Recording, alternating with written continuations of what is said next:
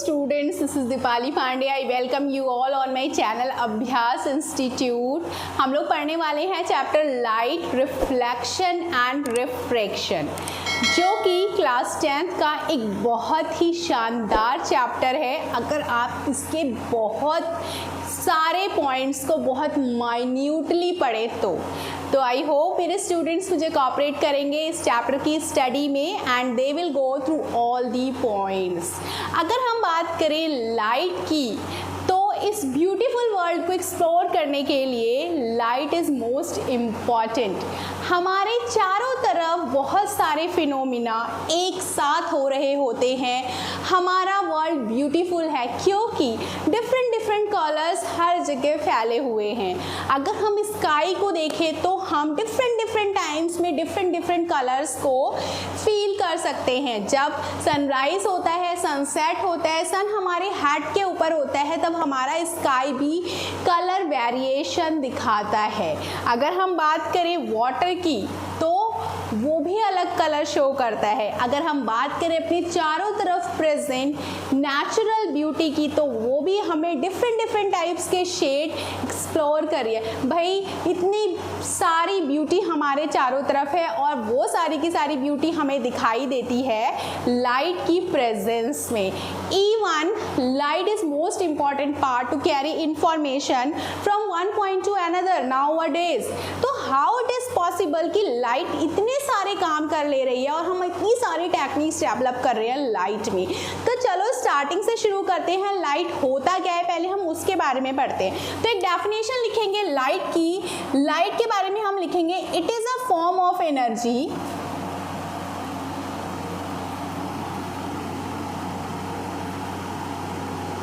which produces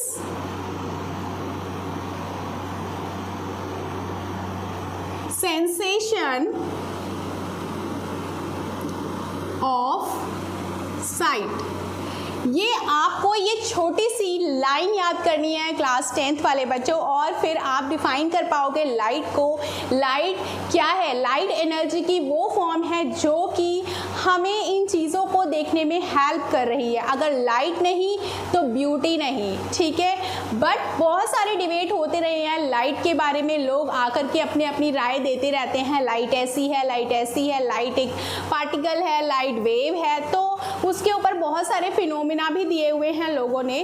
but अभी हम सारे फिनोमिना डिस्कस नहीं कर सकते बच्चों, क्योंकि अगर हम बेस से शुरुआत नहीं करेंगे, अगर हम शुरुआत में ही ऊपर पहुंच जाएंगे, बड़ी बातें करने लगेंगे, तो भाई मेरे प्यारे क्लास 10 के बच्चे तो वैसे ही कंफ्यूज हो जाने हैं. तो भाई उनके सिलेबस में पढ़ना है कि रे नेचर ऑफ लाइट क्या होता है. बच्चों देखो, बस इतना समझो कि लाइट जो है वो इलेक्ट्रोमैग्नेटिक वेव की फॉर्म में ट्रैवल करती है. लाइट को ट्रैवल करने के लिए किसी मटेरियल मीडियम की ज़रूरत नहीं है, ठीक है. ऐसा माना जाता है कि लाइट वैक्यूम में भी ट्रैवल कर सकती है. लाइट एयर में तो ट्रैवल करती है. भाई लाइट हमारे इस वर्ल्ड में आ कहाँ से रही है? Who is the ultimate source of energy? Sun is the ultimate source of energy. और हमारा जो प्लानेट है वो लाइट को रिसीव कर रहा है सन से.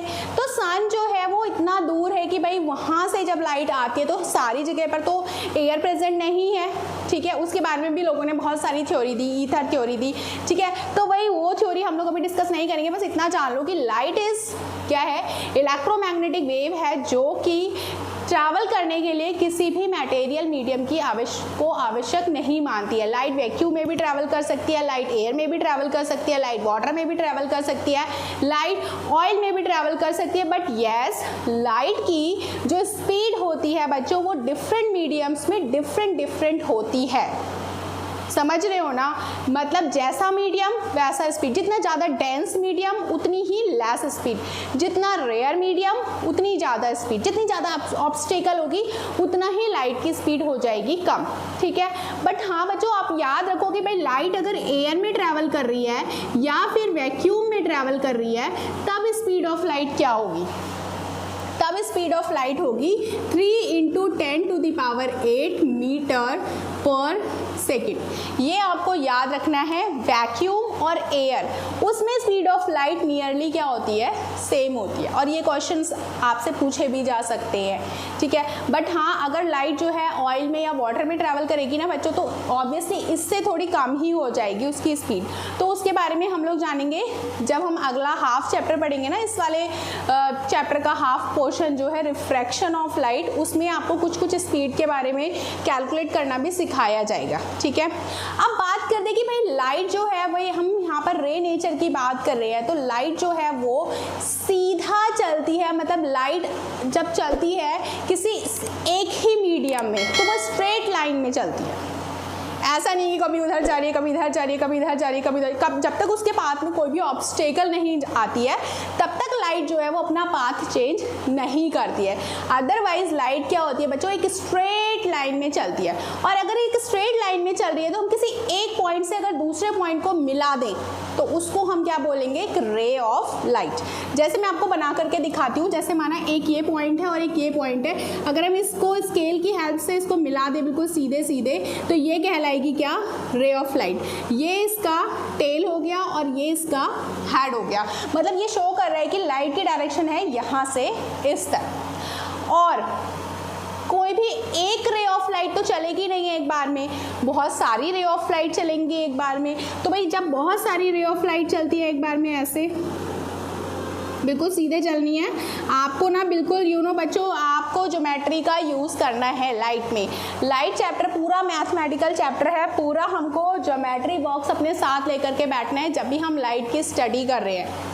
ऐसा मत सोचना कि भाई मेरी तरह हाथ से ड्रॉ करोगे और भी पूरे नंबर मिल जाएंगे, नहीं नहीं, ऐसा मत करना, पूरा ज्योमेट्री का यूज़ करना, ठीक है। तो स्केल लेकर के बैठो और इस तरीके से अगर आप कोई भी दो पॉइंट को मिलाते हुए चल रहे हो, बहुत सारी रेज का कॉम्बो तैयार कर रहे हो, तो उसको हम बोलेंगे beam of light. This is what, this is beam of light, इसको हम बीम ऑफ लाइट बोलेंगे, ठीक है। तो जब भी किसी भी मीडियम में रे ऑफ लाइट या बीम ऑफ लाइट गिरती है तो बच्चों आपको देखने के लिए क्या मिलता है कि कुछ रे ऑफ लाइट क्या होती है, एक मीडियम से दूसरे मीडियम में एब्जॉर्ब हो जाती है।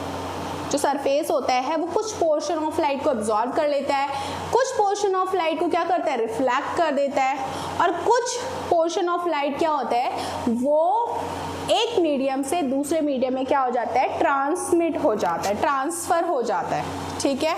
तो यहाँ पर हाफ चैप्टर जो है दैट इज़ रिलेटेड टू भाई लाइट जो है एक ही मीडियम में वापस कैसे आ रही है। अगर सरफेस बहुत ज़्यादा शाइनी है, बहुत ज़्यादा लुब्रिकेटेड है, बहुत अच्छे से पॉलिश्ड है, तब लाइट जो होती है वो जैसे ही सरफेस पर गिरती है वो उसी डायरेक्शन में वापस आ जाती है बच्चों। तो इस प्रोसेस को हम कहते हैं रिफ्लेक्शन ऑफ लाइट, ठीक है। सो अगर आपसे कोई पूछता है what is reflection of light, तो रिफ्लेक्शन ऑफ लाइट के लिए हमें ज़रूरत है सिर्फ एक ही मीडियम की, ठीक है। अभी ये जो बोर्ड दिख रहा है, ये बोर्ड शाइन क्यों कर रहा है, क्योंकि इस पर जितनी भी लाइट पड़ रही है वो उसको इसी मीडियम में वापस कर दे रहा है, ठीक है। अभी आपको कोई भी चीज़ ग्रीन कलर की क्यों दिखाई दे रही है, क्योंकि वो सरफेस ग्रीन कलर को रिफ्लेक्ट कर रहा है और बाकी सारे कलर्स को क्या कर ले रहा है, एब्जॉर्ब कर ले रहा है। कोई भी चीज़ रेड कलर की क्यों दिख रही है, क्योंकि रेड कलर रिफ्लेक्ट हो रहा है और बाकी सारे कलर जो है वो एब्जॉर्ब हो जा रहे हैं उस सरफेस से, ठीक है। तो बहुत सारे इंटरेस्टिंग फिनोमिना हम लोग पढ़ने वाले हैं लाइट के बारे में। पहले हम लोग लिखते हैं what is reflection of light, ठीक है। तो चलिए देखते हैं रिफ्लेक्शन ऑफ लाइट क्या होता है।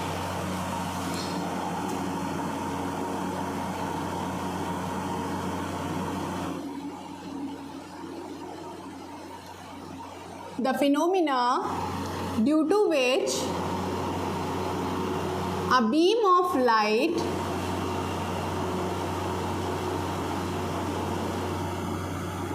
bounces back to the same medium after striking to a reflecting surface. ठीक है, तो बहुत ही सिंपल सी डेफिनेशन है इसकी कि भाई अगर कोई भी रे ऑफ लाइट किसी रिफ्लेक्टिंग सरफेस से टकरा रही है और टकराने के बाद उसी मीडियम में वापस आ जा रही है तो इसको हम बोलेंगे रिफ्लेक्शन ऑफ लाइट। रिफ्लेक्ट होना मतलब मीडियम हमें सेम ही लेना है, लाइट रे जाएगी टकरा करके वापस आ जाएगी। अब दो टाइप का रिफ्लेक्शन होता है बच्चों, एक होता है रेगुलर रिफ्लेक्शन होता है एक, और एक होता है डिफ्यूज्ड रिफ्लेक्शन। डिफ्यूज्ड रिफ्लेक्शन को हम लोग इर्रेगुलर रिफ्लेक्शन भी कहते हैं। किसी बुक में आपको इर्रेगुलर रिफ्लेक्शन भी मिल जाएगा। ठीक है, अब देखो होता क्या है, लाइक रेगुलर रिफ्लेक्शन क्या है और डिफ्यूज रिफ्लेक्शन क्या है। रिफ्लेक्शन शब्द दोनों में यूज हो रहा है, यानी कि दोनों में जो है बीम ऑफ लाइट उसी मीडियम में वापस आनी है।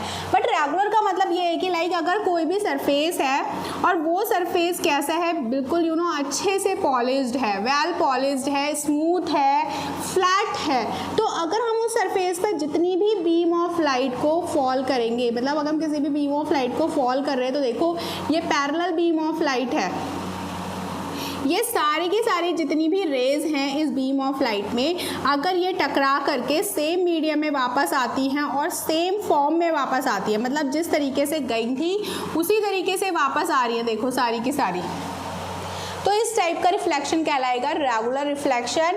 और रेगुलर रिफ्लेक्शन में भाई सरफेस कैसा होना चाहिए, स्मूथ होना चाहिए, पॉलिश्ड होना चाहिए, ठीक है, इवन सरफेस होना चाहिए। आप कह सकते हो अच्छे से पेंट किया हुआ, बिल्कुल फॉर्म, उसमें कोई भी इरेगुलरिटीज़ नहीं है। ठीक है, रेगुलर सरफेस भी बोल सकते हो बच्चों यहाँ पर। ठीक है, तो भाई आपको रिफ्लेक्शन अगर रेगुलर चाहिए तो भाई when a parallel beam of light falls on a reflecting surface and comes back to the same medium in the same form as it was fallen on it, so that is called regular reflection.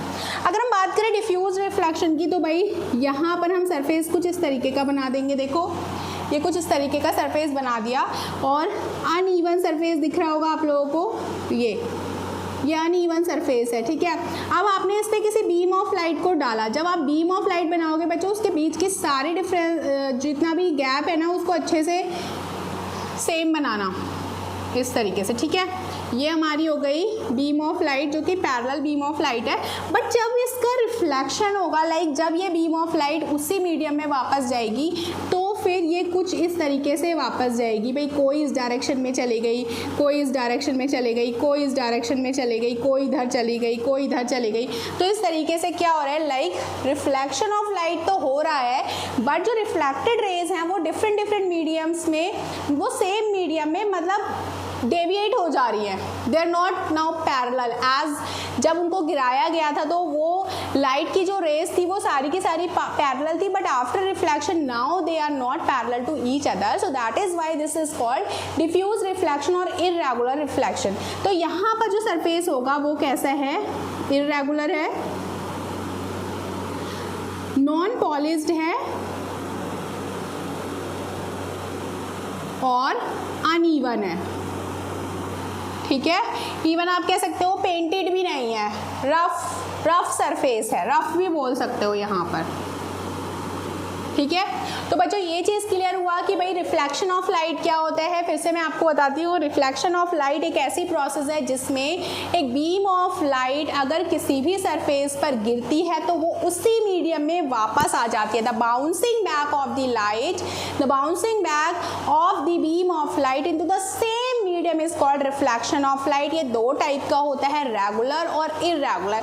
Regular reflection में जब beam of light किसी भी surface पर गिरती है तो reflection के बाद सारी रेज उसी डायरेक्शन में वापस आती हैं जिस डायरेक्शन में उनको फॉल किया गया था। बट इर्रेगुलर रिफ्लेक्शन में जो कि अनइवन, इर्रेगुलर, अनपॉलिश्ड सरफेस से होता है, वो सरफेस जिसमें कुछ ना कुछ इर्रेगुलरिटीज होती हैं, उस पर अगर हम किसी भी बीम को फॉल कराते हैं तो रिफ्लेक्शन के बाद वो सारी रेज डिफरेंट डायरेक्शंस में फैल जाती हैं, तो उसको हम बोलते हैं क्या, इर्रेगुलर रिफ्लेक्शन ऑफ लाइट। बच्चों उसके नोट्स बनाओ, पॉइंट टू पॉइंट लेकर के चलो।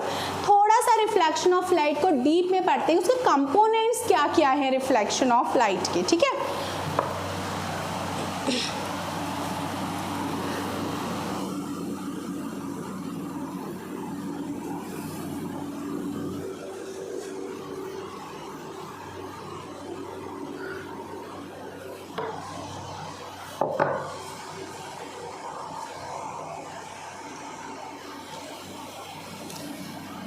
अब हम देखते हैं कि भाई रे ऑफ लाइट के कंपोनेंट्स क्या है अगर वो रिफ्लेक्शन शो करती है तब, ठीक है। तो हमने ये देखा कि भाई ये हमने मान लिया कि कोई सरफेस है, this is a surface.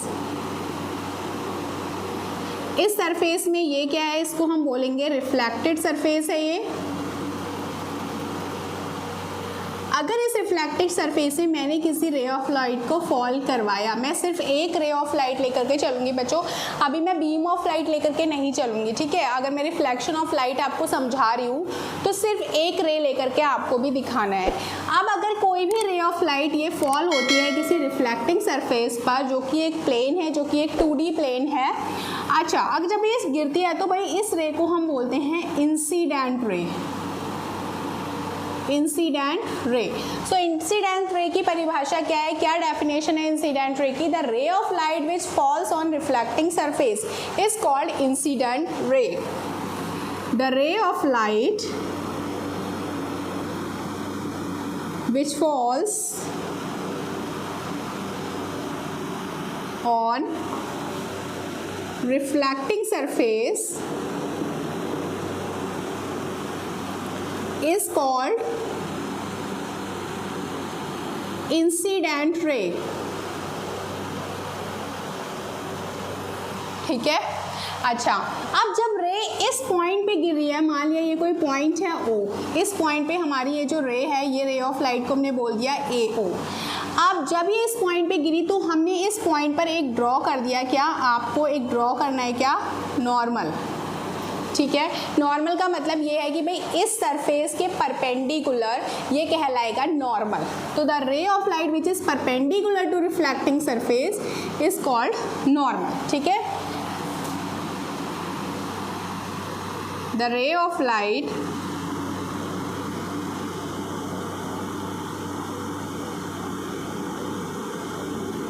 which is perpendicular to the point of incidence is called normal. इसको हमने नॉर्मल बोल दिया। अब जब ये रे ऑफ लाइट, ये हो गया नॉर्मल, ये दोनों मिल रहे हैं पॉइंट O पर। अब ये जब रे से टकराएगी तो ये टकरा करके उसी मीडियम में आ जाएगी वापस। बच्चों स्केल का यूज़ करना, ठीक है, स्केल का यूज़ बहुत ज़रूरी है। और ये जो रे वापस लौटी है उसकी डायरेक्शन भी शो करनी है हमको, तो हमने ये डायरेक्शन शो कर दिया और मैंने मान लिया ये पॉइंट B है। तो भाई ये जो रे OB है ये वापस हुई है उसी मीडियम में, तो इसको हम बोलेंगे रिफ्लेक्टेड रे, रिफ्लेक्टेड रे हो गई है, ठीक है। सो यहाँ पे लिख देते हैं the ray of light reflected back to the same medium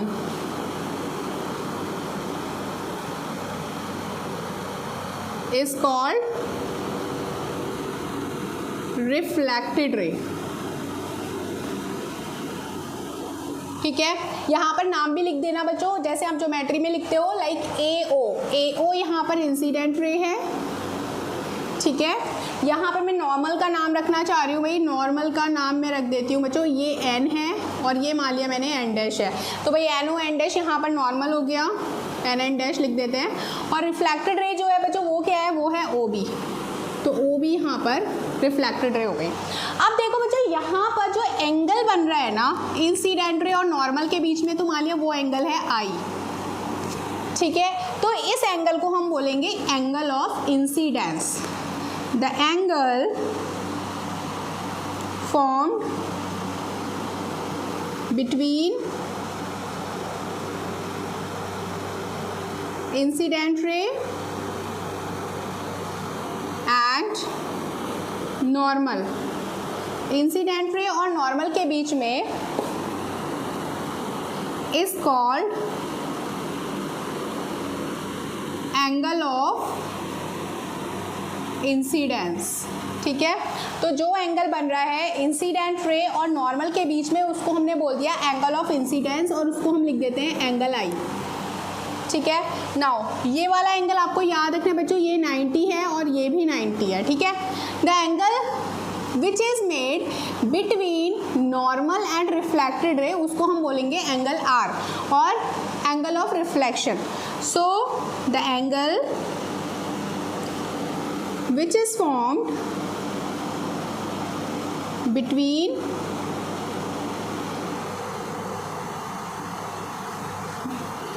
refracted ray and normal is called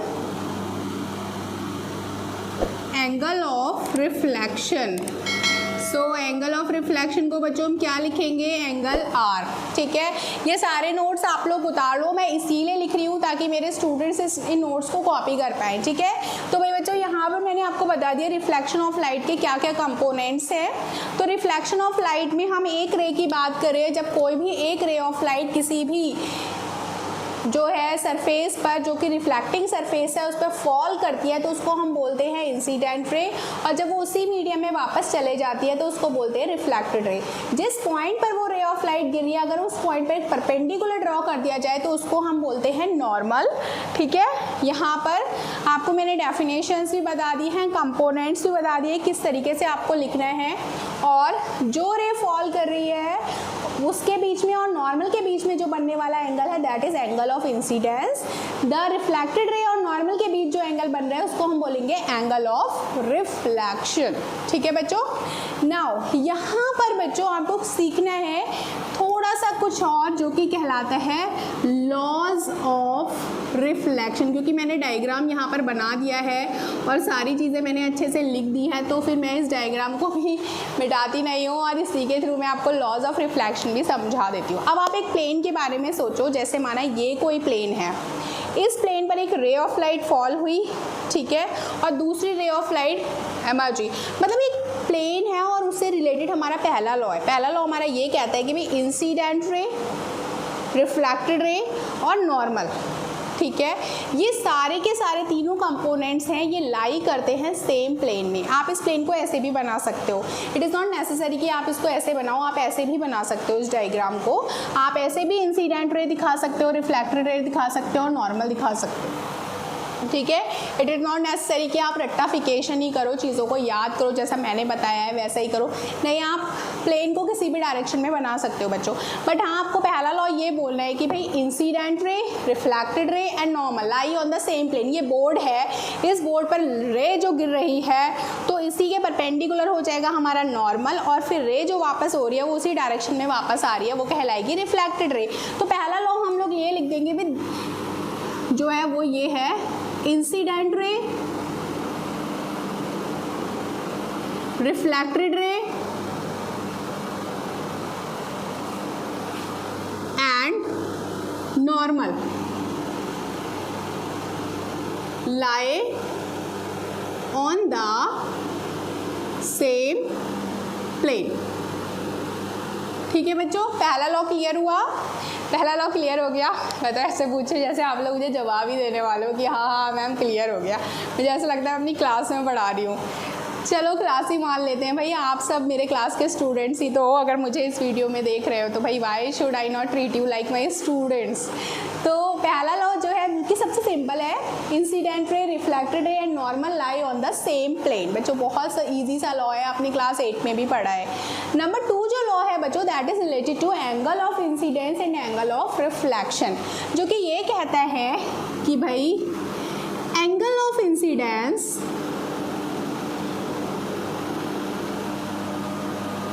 is always equal to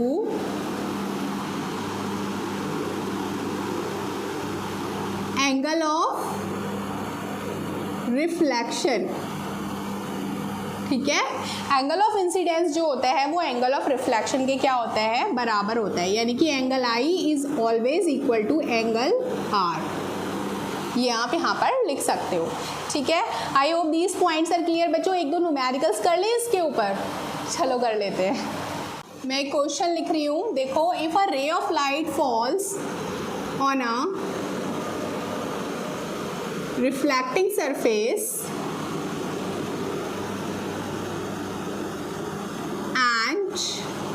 draws 37 degree from it. Calculate angle of reflection.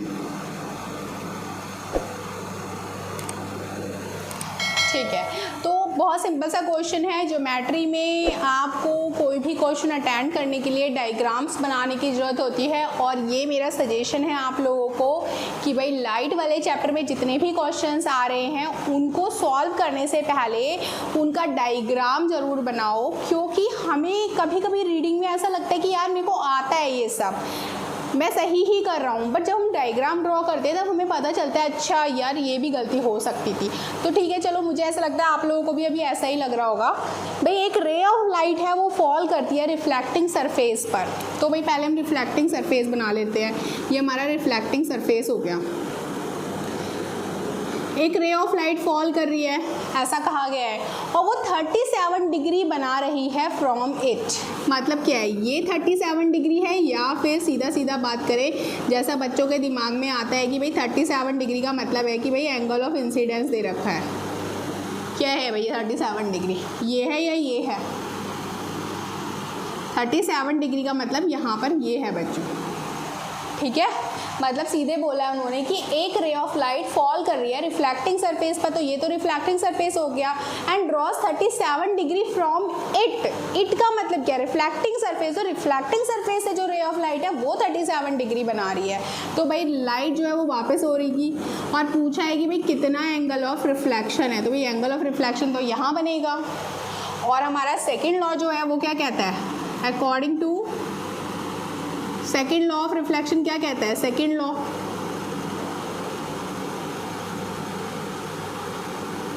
वो तो ये कहता है ना, angle I equal to angle R. तो फिर angle R तो angle I तो हमें पता ही नहीं है। तो चलो इसको मैंने बताया था एन लिखना, इसको एन डैश लिख लेना, इसको ओ लिखना, इसको ए लिखना, इसको बी लिखना, ठीक है। चलो अब हमें ये भी पता है बच्चों ये नॉर्मल है, नॉर्मल इज ऑलवेज परपेंडिकुलर, तो ये परपेंडिकुलर है, इसका मतलब ये हुआ एंगल AON प्लस इसको भी कुछ लिख देते हैं XY, तो XOA भाई XOA प्लस AON, ठीक है, इक्वल टू कितना है भाई? 90 डिग्री है, और XOA इज ऑलरेडी गिवन, कितना है XOA? 37 डिग्री, तो भाई AON क्या होगा? 90 माइनस XOA, ठीक है। तो यानी कि 90 माइनस 37 डिग्री जो कि AON है। AON मतलब एंगल आर है, सॉरी एंगल आई है, ठीक है, इसको एंगल आई लिख देते हैं।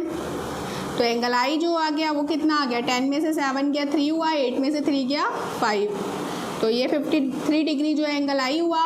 And what does it say? It says कि angle I is always equal to angle R, तो यानी कि एंगल आर कितना हो गया? 53 डिग्री हो गया। तो इस तरीके से हम इस क्वेश्चन को सॉल्व कर लेते हैं, ठीक है। कितना सिंपल क्वेश्चन था बच्चों। बोर्ड में ऐसे क्वेश्चंस आ जाते हैं जो कि थोड़े से कंफ्यूज कर देते हैं हमारी लैंग्वेज को। इस क्वेश्चन को उतारो और इसको सॉल्व कर लो। यहाँ पर मैंने एक और क्वेश्चन देखा है, थोड़ा सा चेंज किया है क्वेश्चन में, देखो सॉल्व करते हैं। यहाँ ये लिखा हुआ है बच्चों, if a ray of light falls on a reflecting surface and draws 40 degree with normal, ठीक है, तो then we have to calculate angle of reflection. तो भाई सबसे पहले डायग्राम बनाना है, जो कि मेरा आपके लिए आज सबसे बोल सकते हो इम्पॉर्टेंट सजेशन भी है। डायग्राम बनाना मत भूलना, खाना खाना भूल जाना, लेकिन डायग्राम बनाना मत भूलना। भाई ये नॉर्मल हो गया, ये एक रे हो गई जो कि फॉल कर रही है, ये मैंने नाम बताया, एन लिखो, ओ लिखो, एन डैश लिखो, ये एक्स है, ये वाई है, ये ए है, और ये जो रे वापस जा रही है ये क्या है? ये बी है। अब तक आपको याद हो गया होगा 3 से 4 बार तो मैंने ही डायग्राम बना दिया है ना। तो भाई एक रे ऑफ लाइट फॉल कर रही है रिफ्लेक्टिंग सरफेस पर और ड्रॉ कर रही है 40 डिग्री फ्रॉम दी नॉर्मल, मतलब ये नॉर्मल है, ये इंसिडेंट रे है, तो ये वाला जो एंगल है ये है 40 डिग्री। तो यानी कि हमें angle I is given, angle I हमें दे रखा है 40 डिग्री, और हमें बताना है एंगल ऑफ रिफ्लेक्शन। तो एंगल ऑफ रिफ्लेक्शन क्या होगा बच्चों? ये होगा जो कि आर है। Then from second law of reflection हमें पता है कि भाई angle I is always equal to angle R, इसका मतलब एंगल आर हो गया 40 डिग्री। ठीक है, तो ये वाला क्वेश्चन भी आप लोग अपनी फेयर में नोट डाउन कर लो। बच्चों नेक्स्ट क्वेश्चन मैंने जो लिखा है, चलो वो देखते हैं कैसे होगा। यहाँ लिखा है if a ray of light reflects back from reflecting surface and draws 50 degree from normal, तो बताइए एंगल ऑफ रिफ्लेक्शन क्या है। तो सिंपल सा क्वेश्चन है, क्वेश्चन में ही दे रखा है कि भाई ये हमारी रे ऑफ लाइट है, सॉरी ये हमारा रिफ्लेक्टिंग सरफेस है, ये हमारा नॉर्मल है, ये एक रे ऑफ लाइट है जो कि गिर रही है, इसको हम बोलेंगे इंसिडेंट रे, और आप इसको लिख सकते हो A, इसको लिखोगे O और इसको लिखोगे क्या B। ये X लिखोगे, ये Y लिखोगे, ये N लिखोगे और ये N डैश लिखोगे।